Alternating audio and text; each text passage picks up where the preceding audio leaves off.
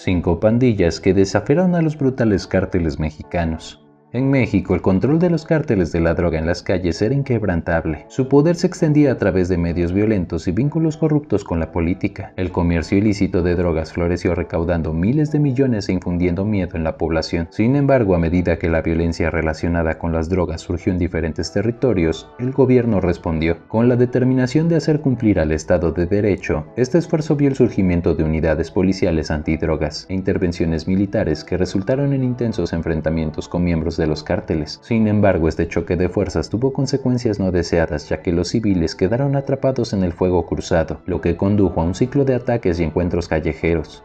Bienvenidos a un nuevo video. Únase a nosotros mientras exploramos las pandillas que desafiaron a los cárteles mexicanos y el derramamiento de sangre que siguió. Si te gusta este tipo de contenido, suscríbete a nuestro canal. Es gratis. Ahora sí, comencemos. Número 1. La familia michoacana. México, un país con una ubicación geográfica estratégica y una gran economía, ha enfrentado un serio desafío en el control de las actividades de los cárteles de la droga y el crimen organizado. En este contexto, la guerra entre pandillas ha creado una dura situación de seguridad, especialmente la feroz competencia entre la familia michoacana y el cártel Jalisco Nueva Generación. La pandilla La Familia Michoacana, que se originó en el estado de Michoacán, en el centro de México, se ha convertido en uno de los nombres destacados en el mundo criminal. El grupo rápidamente demostró brutalidad y poder, cometiendo con frecuencia actos de violencia como asesinatos, secuestros y saqueos. El ascenso de la familia michoacana ha creado una aterradora ola de criminalidad y ha causado muchos efectos adversos sobre la seguridad y la estabilidad en la región. En contraste, el cártel Jalisco Nueva Generación se ha convertido rápidamente en uno de los cárteles de la droga más poderosos y peligrosos de México. Fundado en los primeros años del siglo XXI, el CJNG ha expandido rápidamente sus actividades a gran escala, incluso cruzando fronteras nacionales para participar en actividades internacionales sobre sustancias prohibidas. Liderado por Nemesio El Mencho Ceguera Cervantes, el CJNG demostró brutalidad y poder mediante la ejecución de audaces ataques y el uso de armas masivas. La competencia entre la familia michoacana y el CJNG ha llevado la situación de seguridad en México a un punto de tensión. Esta guerra no solo afecta a los miembros de las pandillas, sino que también se extiende a toda la comunidad, causando miedo e inestabilidad. Las imágenes y la información sobre atrocidades, asesinatos e intentos de controlar el territorio se convirtieron en titulares de los medios de comunicación, presentando un panorama desolador de la situación de seguridad en el país. Sin embargo, a pesar de la rivalidad y la violencia, el gobierno mexicano no dejó de intentar controlar la situación. Se ha llevado a cabo campañas antidrogas y el despliegue de fuerzas de seguridad para reducir el impacto de las pandillas. Sin embargo, controlar y afrontar la situación todavía plantea muchos desafíos importantes. En resumen, la guerra entre la familia michoacana y el cártel Jalisco Nueva Generación creó una grave situación de seguridad en México. La competencia y la violencia entre pandillas ha causado muchos impactos negativos en la comunidad y la estabilidad del país, creando un gran desafío para el gobierno y las organizaciones relacionadas en el mantenimiento de la seguridad y la estabilidad pública. En un giro escalofriante de los eventos, el cártel La Familia Michoacana desató una campaña de persecución implacable contra los miembros del cártel Jalisco Nueva Generación, demostrando la brutalidad y el alcance de lucha entre estos dos poderosos grupos delictivos. Las acciones de la familia michoacana han dejado una marca sombría en el conflicto en curso. En una serie de eventos impactantes, el grupo emprendió una implacable travesía para localizar y eliminar a los miembros del CJNG, utilizando tácticas mortales, incluido el uso de armamento pesado, como armas de calibre .50. La familia michoacana llevó a cabo ejecuciones inquietantes que han sacudido la región y han sido grabadas en videos. Las imágenes capturadas en estos videos son una ventana inquietante a la realidad sangrienta y brutal de la guerra de cárteles en México. En estos videos se puede ver claramente cómo los miembros del CJNG son perseguidos sin piedad, lo que resulta en ejecuciones horripilantes. El uso de armas de alto calibre como las .50 subraya la ferocidad de esta persecución y el poder letal que las facciones rivales están dispuestas a desatar en su búsqueda por el control territorial y el poder. La grabación de estas escenas no solo es una muestra espantosa de la violencia, sino también un testimonio de la audacia y la confianza que la familia michoacana tienen su capacidad para llevar a cabo tales atrocidades públicamente. La publicación de estos videos en plataformas de redes sociales amplifica el mensaje de terror que los cárteles están enviando a sus rivales y a la población en general. Esta persecución implacable y los actos de violencia indiscriminada ilustran la naturaleza despiadada y sin restricciones de la lucha entre los cárteles rivales en México. La falta de consideración por la vida humana y la disposición para utilizar tácticas extremadamente violentas para lograr sus objetivos subrayan la urgente necesidad de medidas de seguridad más efectivas y la necesidad de un enfoque integral para abordar el problema del crimen organizado en el país. En resumen, la persecución y ejecución de miembros del CJNG por parte de la familia michoacana ha arrojado luz sobre la intensidad y brutalidad de la guerra en cárteles en México. Estos eventos horripilantes resaltan la urgencia de abordar las raíces profundas de la violencia en el país y la necesidad de encontrar soluciones sólidas para establecer la seguridad y la estabilidad en la región. La rivalidad entre los cárteles de la droga en México ha alcanzado un nivel alarmante con la persecución directa del líder del CJNG, Johnny Hurtado Lascoaga, conocido en el bajo mundo como el Pez, por parte del cártel La Familia Michoacana. Esta persecución contra una figura clave del CJNG ha desencadenado un clima de tensión extrema en el mundo del crimen organizado en México.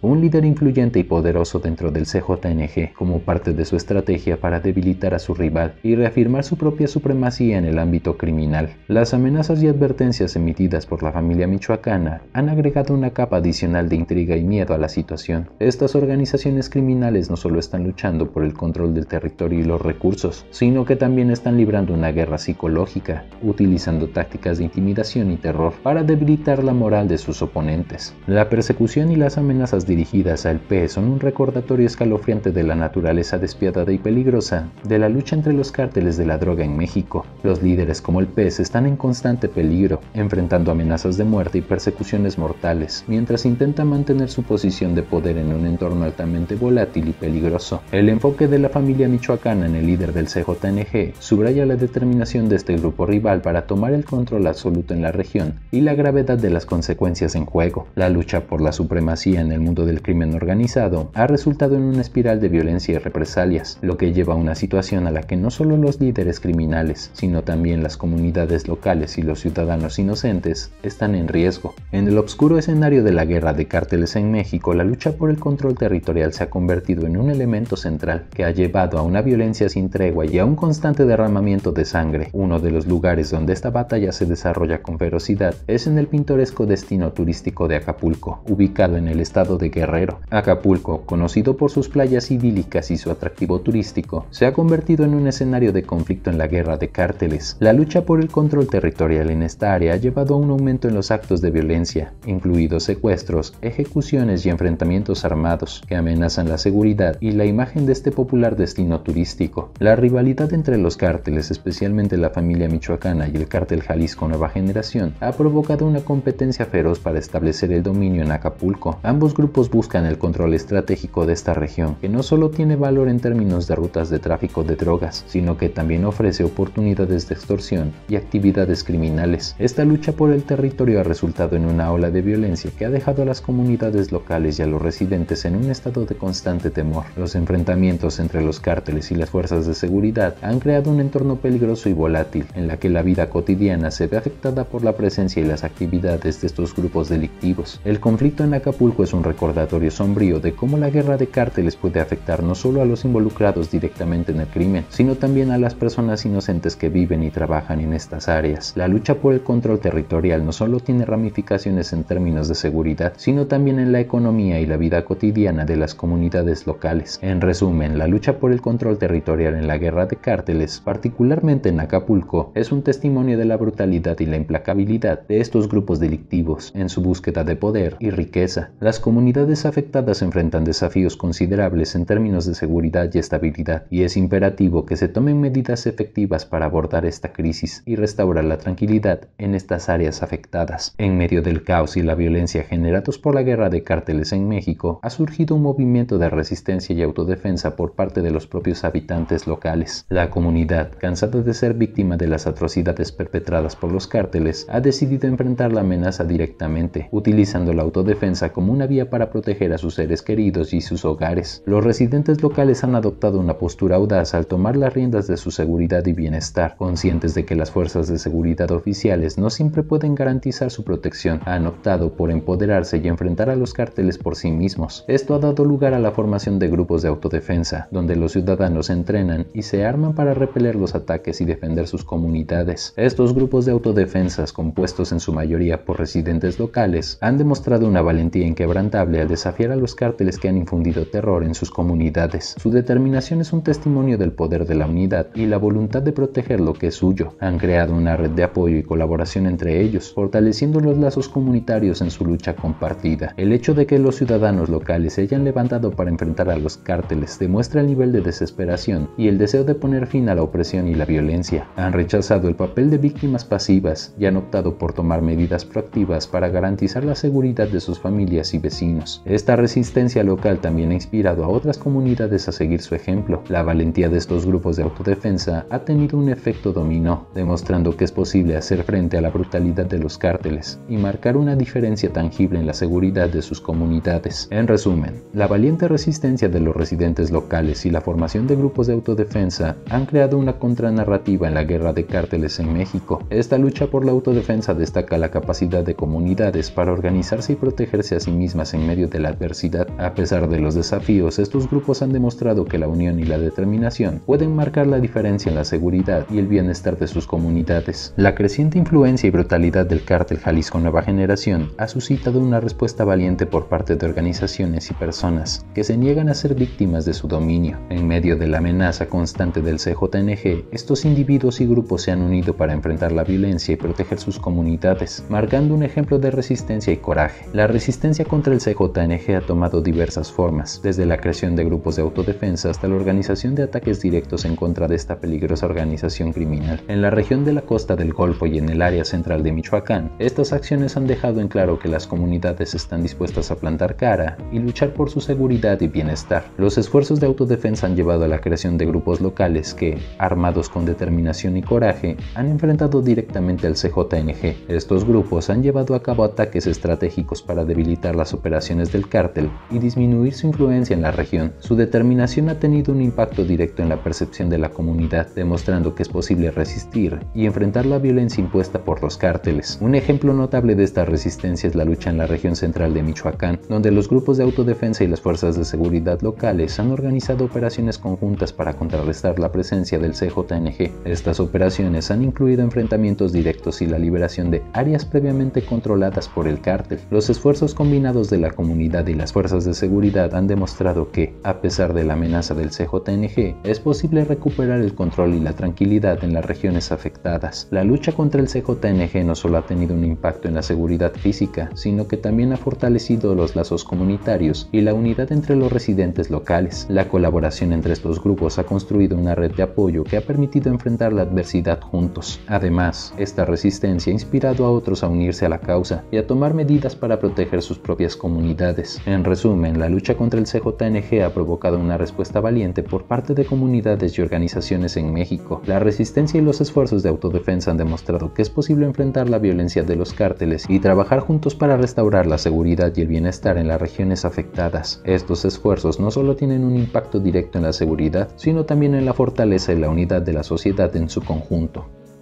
Número 2. Hells Angels. Los ángeles del infierno han sido durante mucho tiempo un espectáculo para ver en las carreteras americanas montados en sus extravagantes y bestiales Harleys, con largas barbas que declaran su lealtad al grupo de motociclistas Outlaw, que tienen varios vínculos internacionales, mientras que Hells Angels es una pandilla de motociclistas Outlaw. Algunos de sus miembros se han extraviado y han trabajado junto a algunos de los sindicatos más grandes e incluso los cárteles. En esta sección les contaré la historia de dos Hells Angels que tuvieron las agallas para enfrentarse a los cárteles mexicanos y tuvieron que pagar un alto precio por este acto asombroso. Un grupo de hombres armados asesinó a dos canadienses en el edificio de apartamentos donde se alojaban en la ciudad turística de Puerto Vallarta, informó la policía el lunes. Gordon Douglas Kendall y Jeffrey Ronald Ivans murieron el domingo al ser baleados por varios pistoleros que llegaron al edificio, informó el procurador del estado de Jalisco, Guillermo Díaz. Varios testigos informaron a la policía que un hombre armado se acercó a las víctimas fuera del edificio y le disparó a Douglas Kendall, dijo Díaz. y luego persiguió a Ivans hasta la zona de la piscina, donde lo baleó. El procurador agregó que Ivans portaba un arma pero no tuvo tiempo de usarla. Los testigos dijeron que otros 2 sicarios llegaron al edificio poco después para rematar a las víctimas. Los investigadores aún no han determinado el motivo del asesinato ni tampoco han hecho arrestos vinculados con el caso. En el vecino estado de Michoacán, la policía arrestó a 3 agentes federales que filtraban información al crimen organizado. El Departamento de Seguridad Pública dijo en una declaración que los 3 agentes de 33, 37 y 38 años de edad habían sido asignados a la ciudad porteña de Lázaro Cárdenas como parte de una intensificación en la lucha contra el crimen organizado lanzada por el presidente Felipe Calderón. Uno de los agentes portaba $15,000,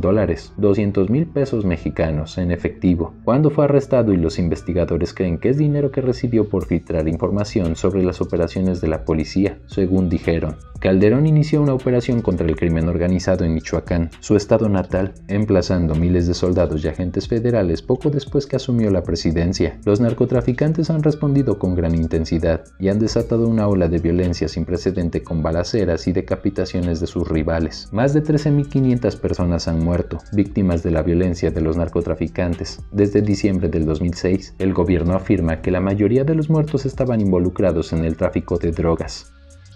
Número 3. MS-503.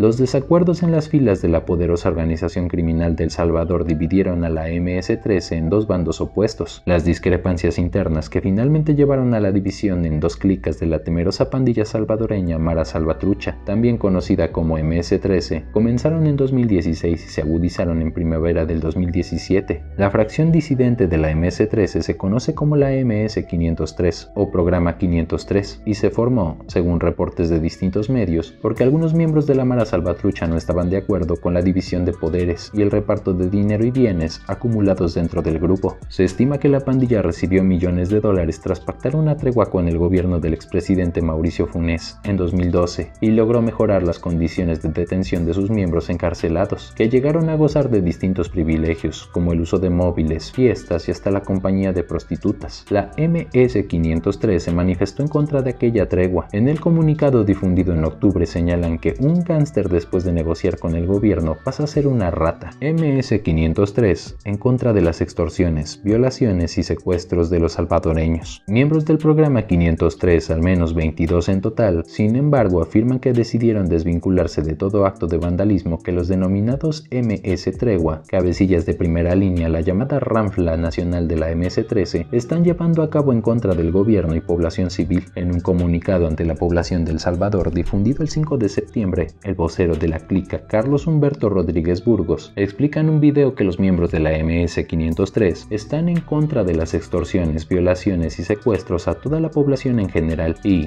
de todo acto que dañe a todo ser humano en El Salvador. También estamos en contra de los asesinatos que la MS Tregua están causando en ancianos, niños y estudiantes y demás población civil, ya que la pandilla no es una guerrilla ni tampoco es un grupo terrorista, agregaron.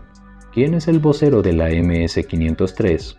Carlos Humberto Rodríguez Burgos, alias Shy Boy, chico tímido en español, fue condenado en 2000 a 18 años de prisión por homicidio. Asesinó a un interno en un penal de menores. Tras cumplir la condena, fue puesto en libertad en julio de este año, indica el portal El Faro. También conocido como Smiling, Rodríguez Burgos participó en fuertes enfrentamientos entre la Mara Salvatrucha y el Barrio 18, 2 pandillas rivales. Según indica El Faro, era una de las voces con peso dentro del grupo de adolescentes de la MS-13. El 27 de julio del 99 resultó herido en un violento motín en un centro de detención de menores de San Francisco Gotera, en el departamento salvadoreño de Morazán, que fue resultado de fuertes enfrentamientos entre los integrantes de la Mara Salvatrucha y el Barrio 18. La tensa rivalidad entre las pandillas.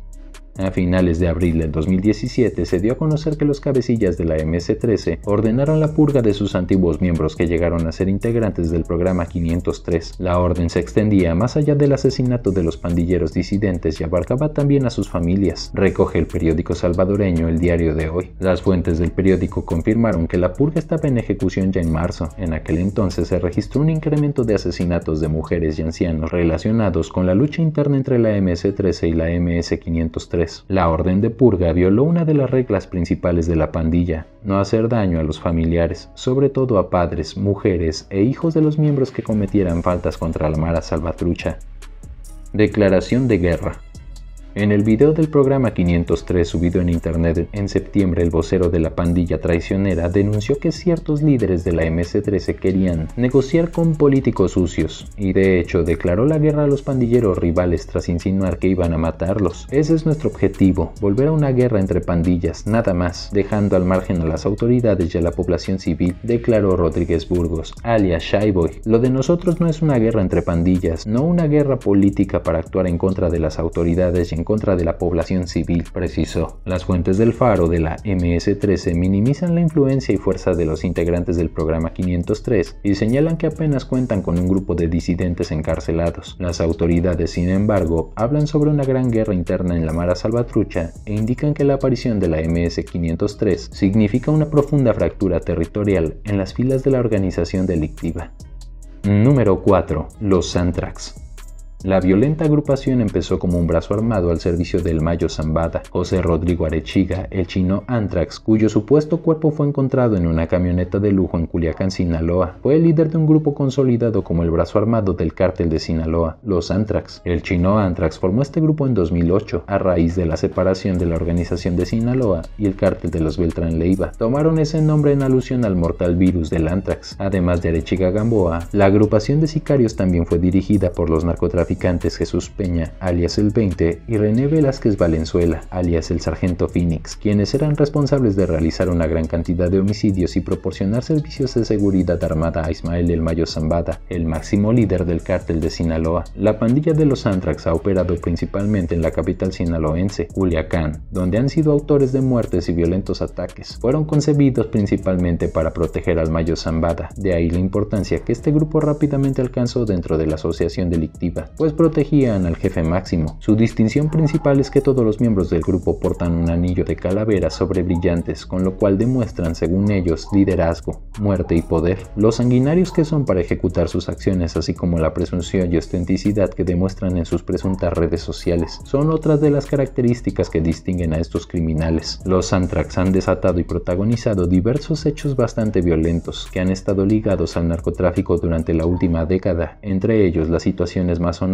han sido un tiroteo el 1 de julio del 2010 entre integrantes del cártel de Sinaloa, reforzados por los Antrax, y el cártel de Beltrán Leiva con el apoyo de los Zetas, que dejó cerca de 30 muertos en la ciudad de Tubutama, en el norteño estado de Sonora. El 26 de mayo de 2011, los Antrax se enfrentaron a militares, donde perdieron a 3 de sus integrantes. Los hechos ocurrieron durante un patrullaje del ejército en la zona sur de Culiacán. Ahí fueron liberadas 3 personas que los sicarios tenían secuestradas. En otro hecho, el 1 de noviembre de 2011, un comando armado interrumpió un partido de fútbol en Culiacán y mató a Francisco Arce Rubio, otro de los cabecillas de los Antrax. Según los informes, Arce Rubio fue asesinado por miembros rivales de los Mazatlecos, una pandilla encabezada por Fausto Isidro Mesa Flores, apodado el Chapo Isidro, quienes, según informes, era parte del cártel de los Beltrán Leiva. Es decir, se trató de un evento violento más originado por la disputa que mantenían ambos cárteles por los corredores del narco en el noroeste mexicano. Precisamente, se dice que después de este último hecho, el Mayo Zambada retiró al chino Antrax de las actividades diarias de los Antrax como medida de protección.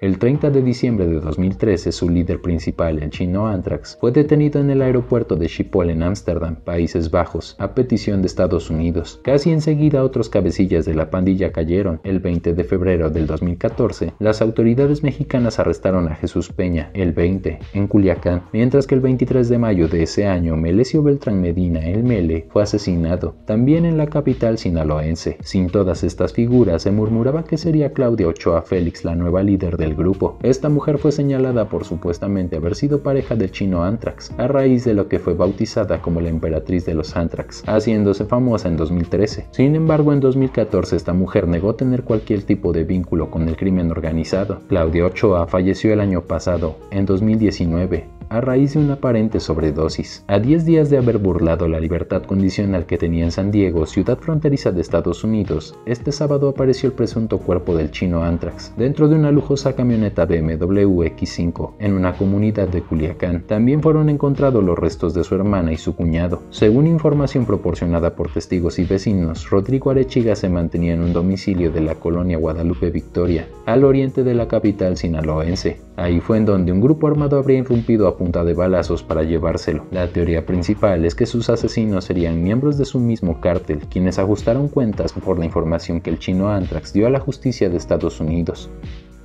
Número 5. Los mazatlecos.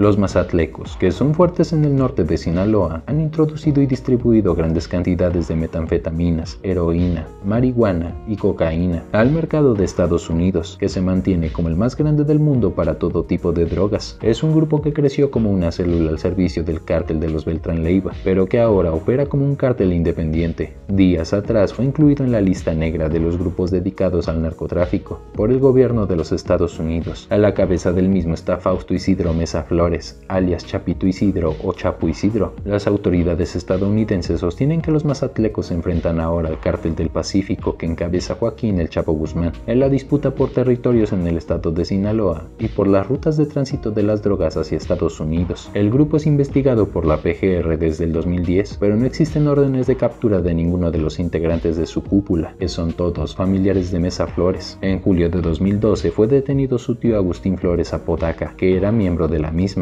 El Chapito Isidro, de 30 años, tiene su centro de operaciones en Guasave, Sinaloa, desde el año 2000, de acuerdo al gobierno de Estados Unidos, que también dio a conocer los nombres de la dirección del grupo, que son la esposa, los padres, las hermanas y los tíos de Mesa Flores. Los mazatlecos, que son fuertes en el norte de Sinaloa, han introducido y distribuido grandes cantidades de metanfetamina, heroína, marihuana y cocaína al mercado de Estados Unidos, que se mantienen como el más grande del mundo para todo tipo de drogas. El enfrentamiento en los últimos 4 años entre el Cártel del Pacífico y los mazatlecos, que es particularmente violento, es la causa de un buen número de los asesinatos en Sinaloa y también el aumento de los secuestros según las autoridades estadounidenses. Las zonas donde se concreta la disputa territorial de estos grupos son los municipios de Choix, Los Mochis, Guasave, Guamúchil y la Plaza de Mazatlán. A partir de ahora, a la lista de los cárteles ya existentes habrá que añadir el de los mazatlecos.